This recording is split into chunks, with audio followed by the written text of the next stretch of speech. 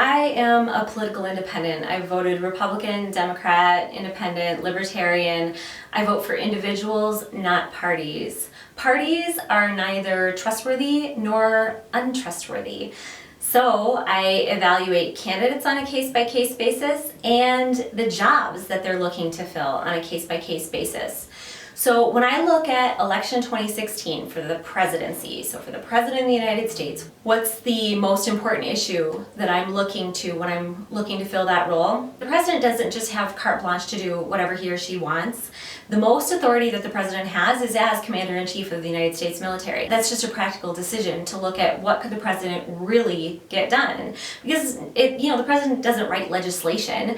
So what could the president actually do? Well, as Commander-in-Chief of the United States military, quite a bit. That's the role that I'm looking to. Who do I want to be in charge of the United States military? And the United States military has some big problems. They have actually lost $8.5 trillion since 1996. To give you an idea of how much money that is, the entire U.S. national debt is $18.5 trillion, and the Pentagon has lost, cannot account for, $8.5 trillion. So you could nearly cut the national debt in half simply with the money that the Pentagon can't find. It's a big problem fiscally, it's a problem with our reputation.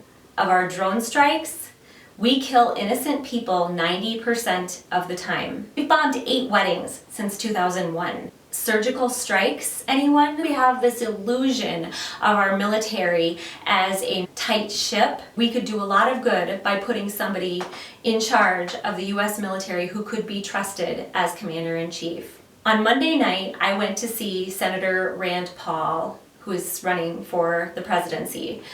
It was obvious that the issue that he was the most passionate about was the U.S. military and war. He recommended a sane foreign policy for a change. Preemptive first strike Eisenhower said it was the dumbest thing he'd ever heard of, and yet that has been our military policy since the Bush years. Last month we bombed a hospital in Afghanistan. It was right around the same time as the Oregon shooting, but it barely made a blip in the U.S. media.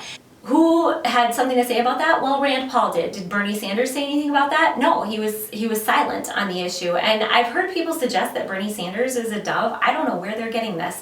Bernie Sanders has approved almost every military appropriation. He said that Obama's drone program was fine. He said that we should stay in Afghanistan. I am not seeing this dovishness. What did Rand Paul say? He said, what are we still doing in Afghanistan? And that's an excellent question. Since I find it unconscionable that the U.S. government takes my money to kill people, I gave Rand Paul money not to kill people. I would love to see other people join me. Let's try not killing people for a change.